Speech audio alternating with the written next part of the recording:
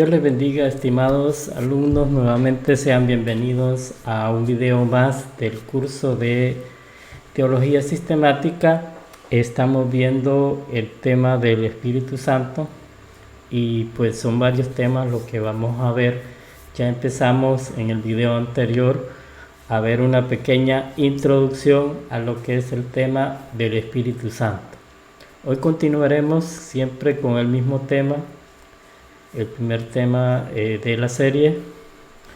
Así que recordarles por favor que pues estén muy atentos a las clases que se están dando, a ir trabajando en el libro de texto que ustedes tienen, capítulo 11 si no me equivoco, donde habla del tema del Espíritu Santo.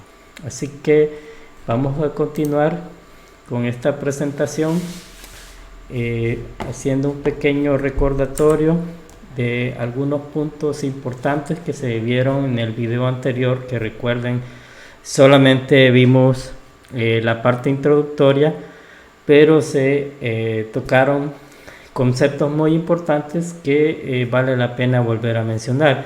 El primero de ellos tiene que ver con lo que el Evangelio completo dice. Ustedes recuerdan en la clase anterior mencionamos este término.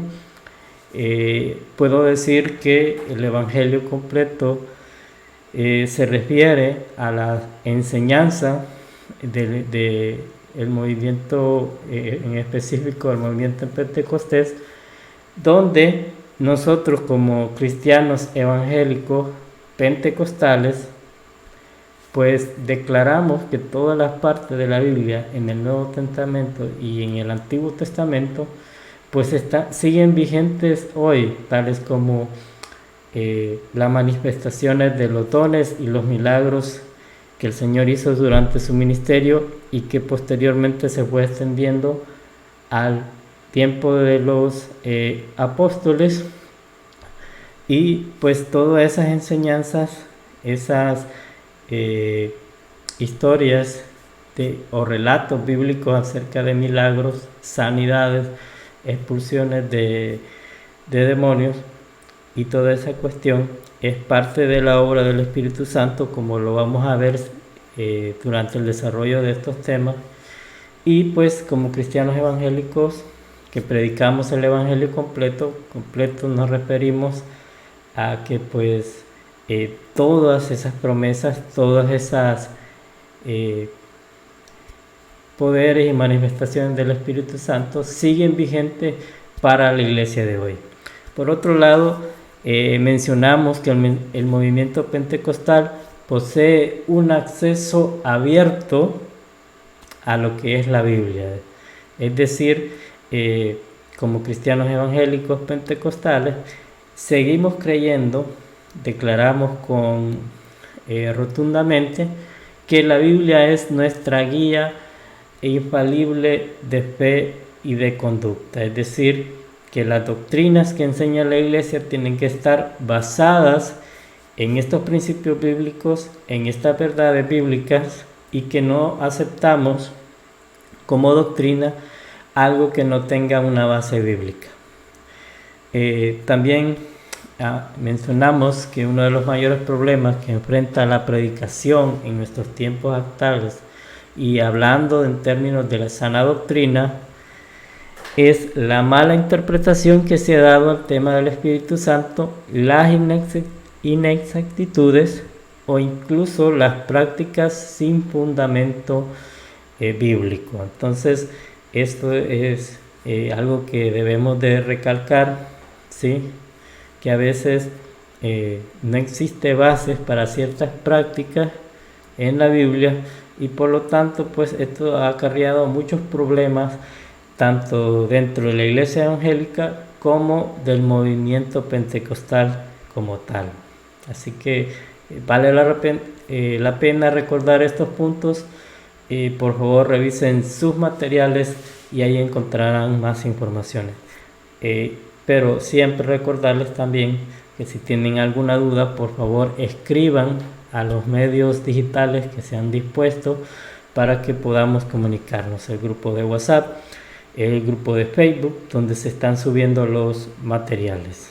Continuamos con la clase y pues recordar los objetivos para este video.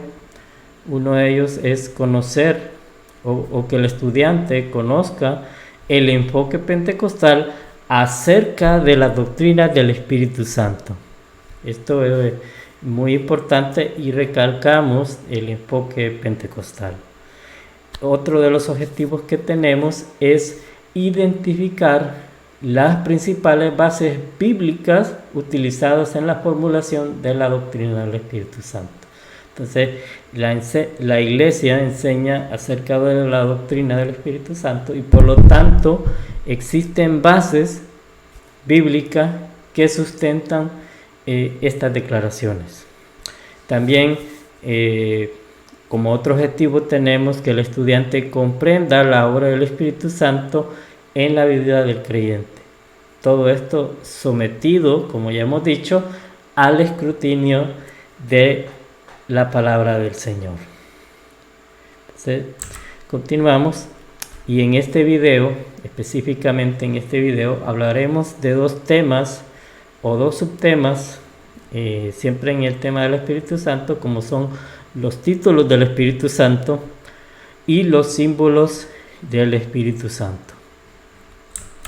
Entonces, al referirnos a los títulos, ¿sí? Debemos recalcar la importancia que tenía en el tiempo bíblico los nombres de las personas, inclusive el nombre de Dios. En nuestra cultura, pues surgen muchos nombres y las personas identifican los padres principalmente identifican a sus hijos por algún nombre que les llama la atención, por algo que le gusta, a veces por algo que está simplemente porque está de moda, sin un mayor significado o mayor importancia. En los tiempos bíblicos, recordemos, esto no era así. La verdad es que el nombre de una persona significaba más que saber cómo identificarlo, se pretendía que fuera una descripción de la personalidad de aquel hombre o mujer, en ese caso niño o niña. Entonces los nombres ya hemos visto como por ejemplo el tema de los nombres de Dios, donde las personas clamaban o invocaban diferentes atributos de Dios a través de esos nombres con los que ellos identificaban a Dios. Entonces ahí el nombre estaba también dándole un significado mayor al texto bíblico que hemos estado viendo. En el caso del Espíritu Santo, estos títulos nos revelan, al igual que los nombres, mucho acerca de quién es el Espíritu Santo, puesto que los nombres tienen un significado especial en la cultura hebrea, como ya lo hemos mencionado. Y aquí vale la pena aclarar que aunque el nombre o el título Espíritu Santo como tal no aparece en el Antiguo Testamento, en el Nuevo Testamento sí aparece, se utilizan una serie de títulos equivalentes que vamos a ir viendo. Entonces, con respecto al Antiguo Testamento, estamos hablando de la forma en que se identificaba el Espíritu Santo en el Antiguo Testamento. Debemos tomar en cuenta un problema teológico acerca de la personalidad del Espíritu Santo, y gira alrededor del tema de la revelación y comprensión progresiva. Entonces, la pregunta para ustedes es: ¿cuál es o a qué nos estamos refiriendo con la revelación y comprensión progresivas? Si hemos recordado, y aquí les voy a ayudar yo un poco, hemos recordado el tema de la revelación o, o de la palabra inspirada de Dios, creo que así es el tema, pues hablábamos acerca de un concepto de revelación progresiva. Esto quiere decir que la Biblia, ¿sí?, explica o detalla cómo los personajes bíblicos a través de una línea de tiempo han ido comprendiendo, ¿sí?, han ido comprendiendo la verdad de la palabra del Señor, es decir, han ido conociendo a Dios. Entonces, de esta manera, también nos hacemos referencia a la teología bíblica, que la teología bíblica estudia el conocimiento, o mejor dicho, estudia la teología desde el punto de comprensión que había en un personaje bíblico. Es decir, por ejemplo, mencionábamos Jonás, es un ejemplo. Jonás, si ustedes han escuchado la historia, Dios le habla al profeta Jonás y le ordena ir a predicar a la ciudad capital del imperio asirio, que era Nínive, para que aquellas personas pudieran ser salvadas de la destrucción que Dios tenía previsto para ese pueblo. Pero resulta que Jonás, en lugar de ir a Nínive como se le había ordenado de parte de Dios, él huye hacia Tarsis. Ahora pregunto yo, desde el punto de vista bíblico y teológico, si hay algún sentido en que Jonás hubiera huido, hubiera tratado de huir hacia Tarsis en lugar de cumplir con la orden del Señor. Obviamente Jonás, su comprensión teológica, lo que él entendía y comprendía de Dios, estaba relacionado con otras creencias que tenían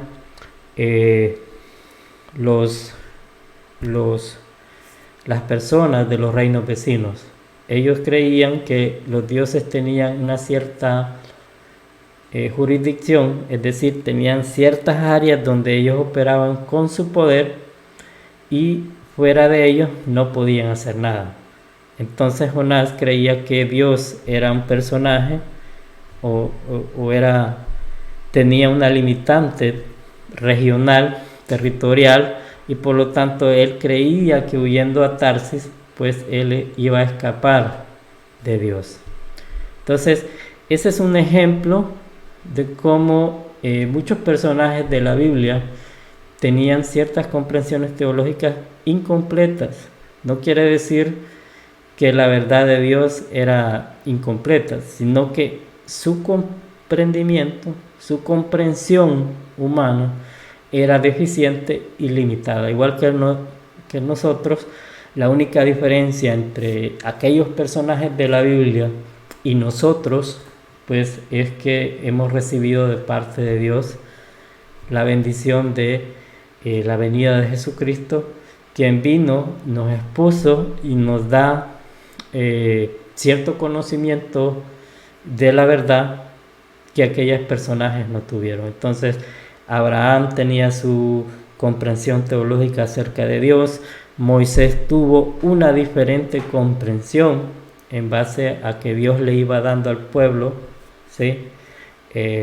La ley, por ejemplo, fue uno de los cambios teológicos más grandes en la mente del pueblo de Israel, y comenzaron ellos a comprender aspectos que sus antepasados no habían tenido. Entonces, este problema teológico nos quiere decir que la comprensión que los hebreos de el tiempo, por ejemplo, de los patriarcas acerca del Espíritu Santo era totalmente diferente y definitivamente era mucho menor que la comprensión que tenía el rey David al escribir los salmos. Es decir, ha ido progresando, no la verdad, porque la verdad es absoluta y perfecta desde el inicio del tiempo, pero nuestra mente humana es finita, deficiente, y ha ido comprendiendo ciertas verdades bíblicas a través del proceso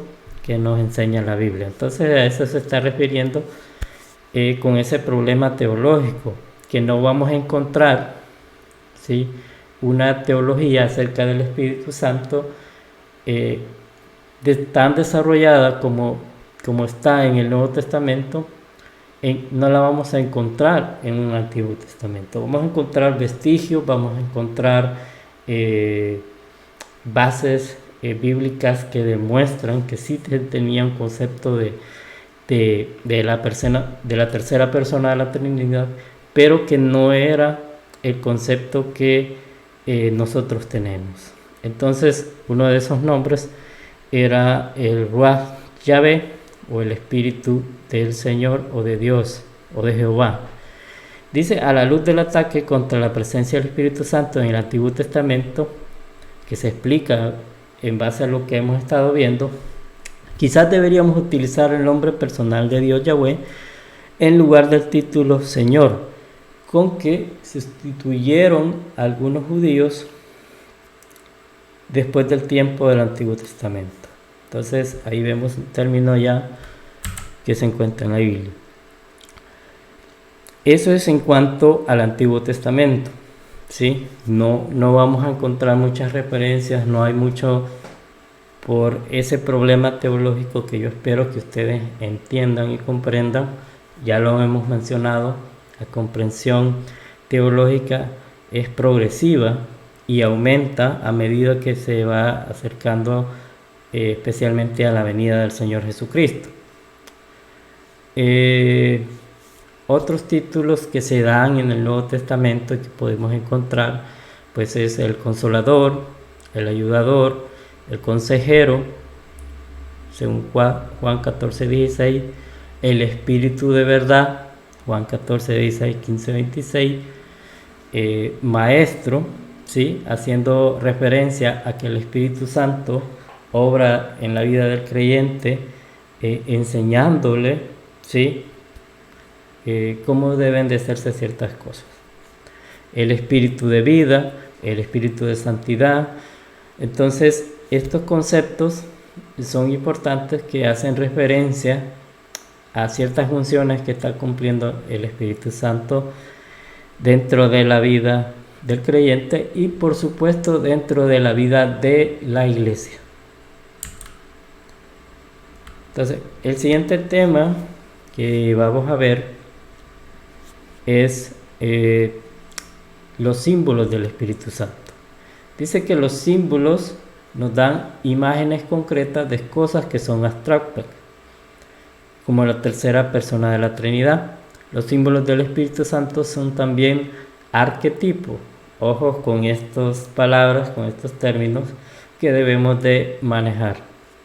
En la literatura, un arquetipo, aquí viene la explicación de lo que está diciendo, es un carácter, tipo, tema o símbolo que aparece una y otra vez y que se puede encontrar en muchas culturas y momentos. Esta es una definición obviamente general. Por ejemplo, si vemos el primer dibujito de la presentación, me pueden identificar ustedes qué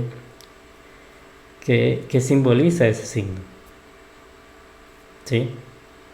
En el segundo vemos una casa, ¿sí?, que la asociamos, por ejemplo, con el hogar. En la segunda podríamos decir que es un hospital, ¿sí?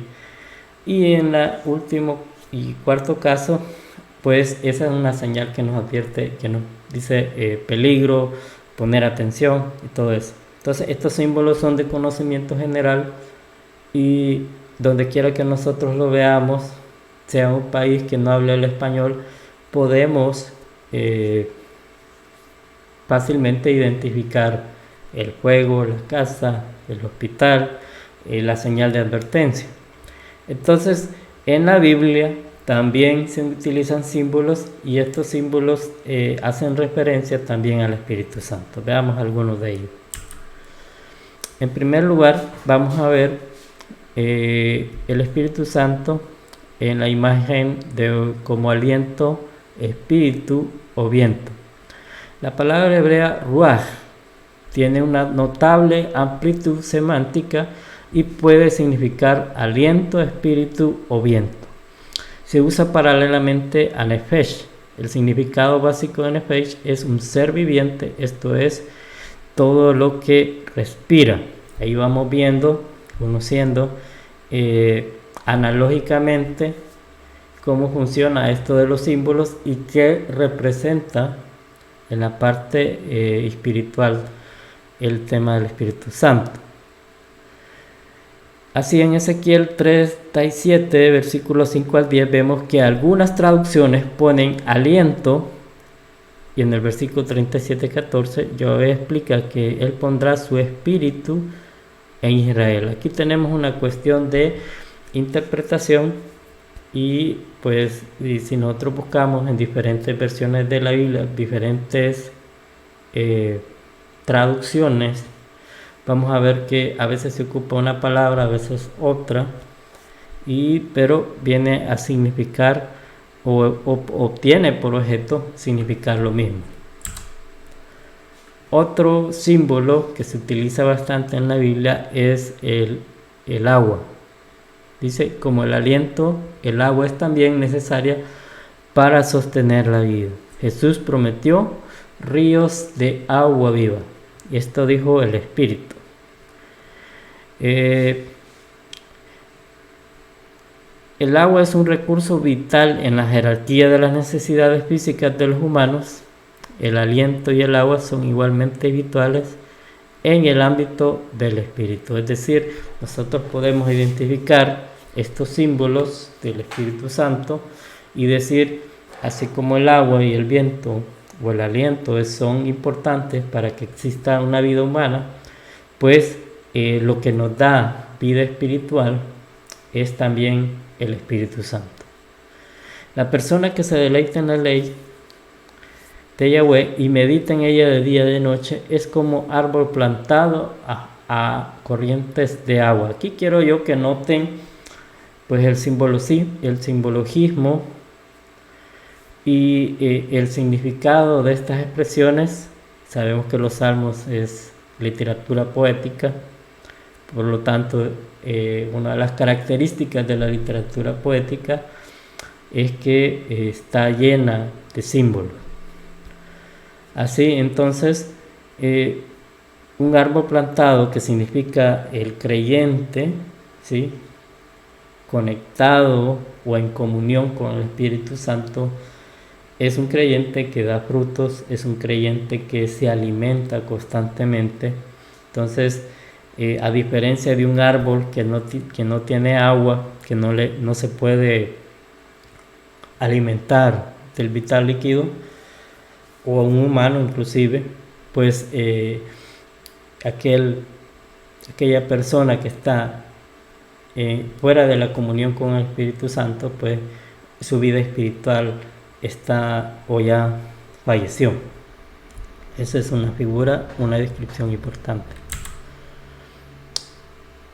Otro símbolo importante es el fuego y tiene una connotación o un aspecto purificador. Esto claramente queda reflejado en Hechos 2, mientras que es un carbón tomado del altar el que purifica los labios de Isaías. En el día del Pentecostés, las lenguas de fuego simbolizan la llegada del Espíritu. Este símbolo se utiliza una sola vez para describir el bautismo en el Espíritu Santo. El aspecto más amplio del fuego como agente limpiador se encuentra en la declaración o profecía de Juan el Bautista. Él bautizará en Espíritu Santo y fuego. Este pasaje, que es bastante conocido, tiene un paralelo muy importante en el libro de los Hechos, cuando la narración de los Hechos dice que se amontonaron sobre ellos en el día del Pentecostés ascuas como lenguas, ascuas de fuego, ¿sí?, simbolizando obviamente el Espíritu Santo, que estaba no solamente purificando, sino capacitando a los cristianos en el Nuevo Testamento. Otros símbolos son el aceite, eh, en su sermón a Cornelio, Pedro afirma: Dios ungió con el Espíritu Santo y con poder a Jesús de Nazaret. Citando Isaías 61, 1 al 2, Jesús proclama: el Espíritu del Señor está sobre mí por cuanto me ha ungido. La unción es algo conocido por todos y tiene un especial significado. Recordemos que tanto los reyes como el sumo sacerdote eran ungidos para desempeñar esa función. Entonces, el Espíritu Santo, como símbolo del aceite que capacita, que se desempeñen esas funciones. Entonces, recordemos también el significado de la palabra mencías, que en la traducción al español sería el ungido. El siguiente es, pues, muy conocido, la paloma. Jesucristo, el Espíritu Santo descendió sobre Jesús en la forma de una paloma en los 4 relatos del Evangelio. La paloma es un arquetipo de delicadeza y paz. El Espíritu Santo habita en nosotros, no nos posee, sino que nos ata con el amor, en contraste con las cadenas de los hábitos pecaminosos. Entonces la paloma es un símbolo de libertad, es un símbolo de delicadeza, un símbolo de paz, que también se utiliza para describir al Espíritu Santo. Entonces, para ir terminando este video, esta parte del video, vamos a resumir que el Espíritu Santo en la Escritura está dado por dos subtemas que ya hemos visto. Uno de ellos, pues, son los títulos que recibe el Espíritu Santo: el Ruach Yahvé, el Consolador, el Espíritu de verdad, que describen funciones que realiza o atributos divinos que vienen de parte de Dios. Y el siguiente son los símbolos, que son imágenes, pueden ser literarias, que significan, simbolizan de cierta manera la relación del Espíritu Santo y su función con la vida del creyente. Entonces, hasta aquí terminamos este video. Por favor, las dudas que ustedes tengan, háganla llegar a través de los medios. Pueden escribirme a WhatsApp, pueden escribirme inclusive pueden colocar sus dudas en los comentarios de este video, que será subido al grupo, y pues yo estaré tratando de contestar, y si es necesario, pues haré un video adicional contestando todas aquellas dudas y aquellas interrogantes que ameritan una explicación más extensa. Así que Dios les bendiga. Muchas gracias por haber visto este video. Recuerden que tienen que certificar su asistencia contestando las preguntas que se hagan sobre este video en particular. Así que Dios les bendiga y tengan un excelente día.